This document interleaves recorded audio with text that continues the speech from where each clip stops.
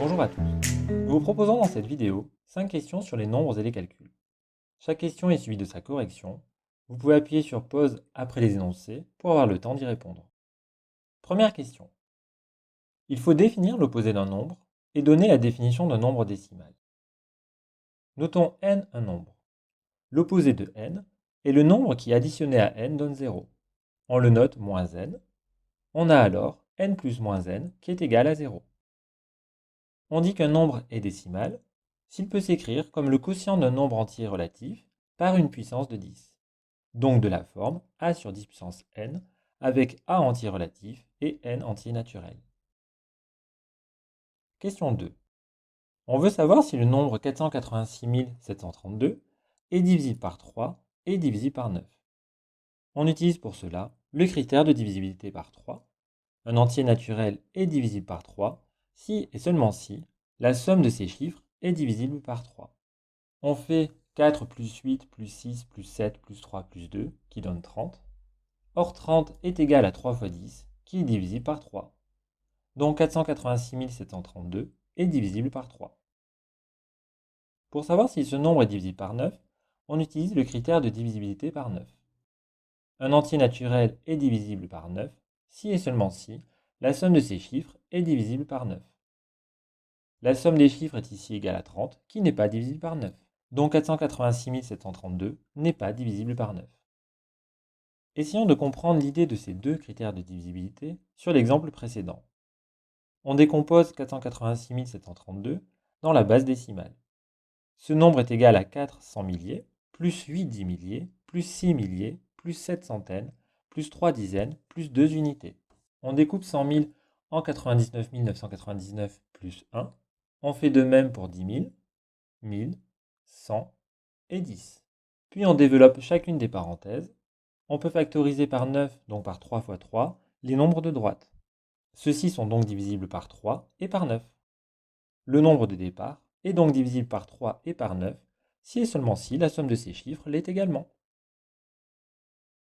Question 3. On veut savoir si le quotient de 59 par 16 est décimal, puis on demande de démontrer que 1 tiers n'est pas un nombre décimal. Il suffit de se rappeler qu'un nombre, appelons ici d, est décimal si et seulement s'il existe un entier relatif a et deux entiers naturels m et p, tels que d soit égal à a sur 2 puissance m fois 5 puissance p. On reconnaît ici cette écriture avec a qui est égal à 59, m qui est égal à 4 et p qui est égal à 0, puisque 16 est égal à 2 puissance 4. Donc 59 16e est un nombre décimal.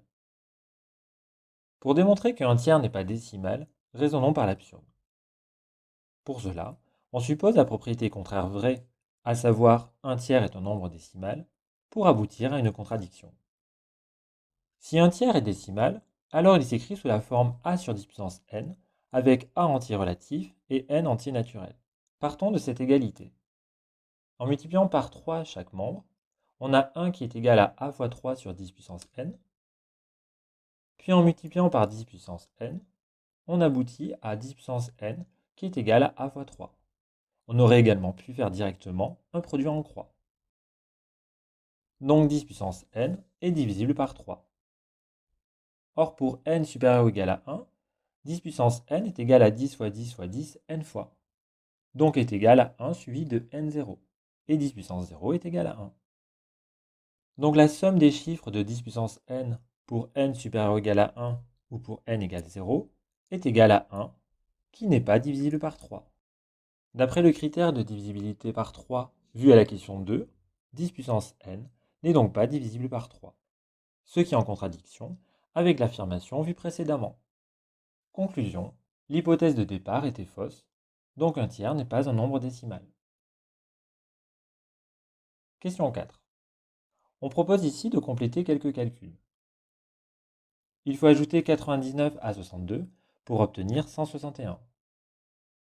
Il faut retrancher moins 5 à 4 pour avoir 9.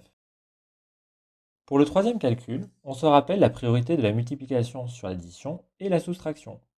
On calcule donc en premier 5 fois 4 qui donne 20 et 8 fois 2 qui donne 16. On a 20 moins 16 plus 1 qui est égal à 5.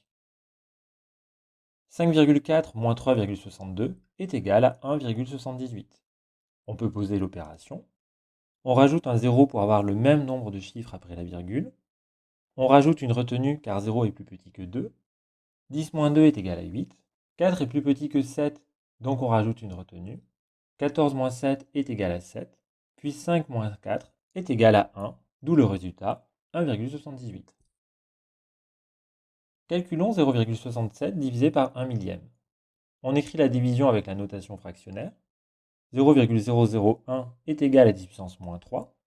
Divisé par 10 puissance moins 3 revient à multiplier par 10 puissance 3, qui donne 670. Pour calculer 10 puissance 5 sur 4 fois 10 puissance 3, on sépare les puissances de 10. On trouve 1 quart fois 10 puissance 5 sur 10 puissance 3. On simplifie les puissances de 10. 10 puissance 5 sur 10 puissance 3 est égal à 10 puissance 5 moins 3. 1 quart étant égal à 0,25, on trouve 0,25 fois 10 puissance 2, 0,25 fois 100, donc 25. Pour calculer 5/10 millième fois 10 puissance 4, le tout au carré, on commence par l'intérieur de la parenthèse, qui est égal à 5. Puis en élevant au carré, on trouve 25. Pour le dernier calcul, on doit faire l'addition de deux nombres écrits avec la notation scientifique. On décompose 10 puissance 14 en 10 fois 10 puissance 13 pour avoir les mêmes puissances de 10.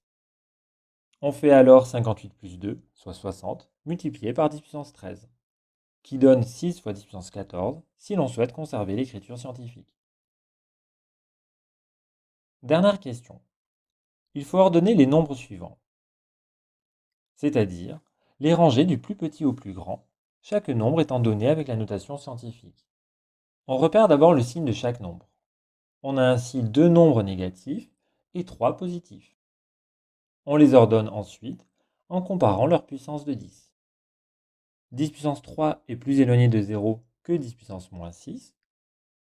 Donc moins 2 fois 10 puissance 3 est strictement plus petit que moins 8 fois 10 puissance moins 6. Ces nombres étant négatifs. Pour les nombres positifs, 10 puissance moins 4 est le plus proche de 0. Puis vient 10 puissance 5 et 10 puissance 6 qui est le plus éloigné. Donc 7 fois 10 puissance moins 4 est inférieur à 9,8 fois 10 puissance 5, qui est lui-même inférieur à 1,3 fois 10 puissance 6. On a ainsi l'ordre suivant établi.